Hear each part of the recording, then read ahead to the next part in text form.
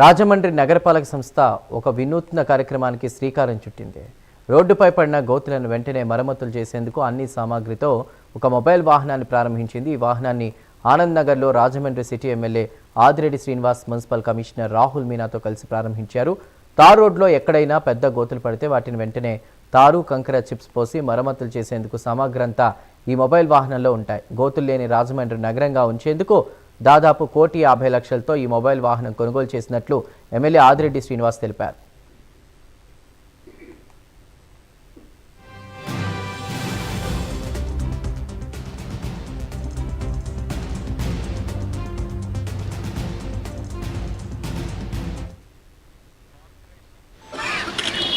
Pot whole free city ఉంచడానికి 1,50,00,000తోటి pot whole repair చేసే ఎక్విప్మెంట్ని ఖరీదు చేయడం జరిగింది.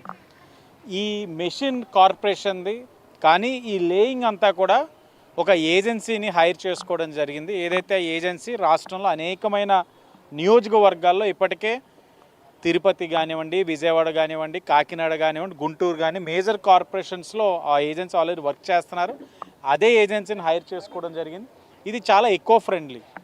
అంటే పాటేల్స్ వచ్చినప్పుడు మన గుంతల్లో అంతా కూడా తీసేసి ఆ వేస్ట్ని అంతా బయట పాడేసి కొత్త మెటీరియల్ వేసేస్తాం. అలా కాదు, ఆ తీసిన మెటీరియల్నే మళ్ళీ రీయూజ్ చేసుకునేటట్లు ఈకో ఫ్రెండ్లీ, టైం సేవింగ్. 20 నిమిషాల్లోని ఆ గుంతని పూర్తి చేయడం, వెంటనే ట్రాఫిక్కి వదిలేయచ్చు కూడా. అంటే ఎక్కడా ప్రజలు ఇబ్బంది పడకుండా టైం సేవింగ్ చేస్తూ, అలాగే 2 ఇయర్స్ వ్యాలిడిటీ ఉంది దానికి. ఈ 2 ఇయర్స్లో మరలా వేసిన గుంత ఏదైనా ఇబ్బంది అయితే లేచేసిన కాంట్రాక్టర్దే సంపూర్ణమైన బాధ్యత. దీన్ని ఇప్పుడే నామకరణం చేసాం, పాట్ హోల్ అంబులెన్స్.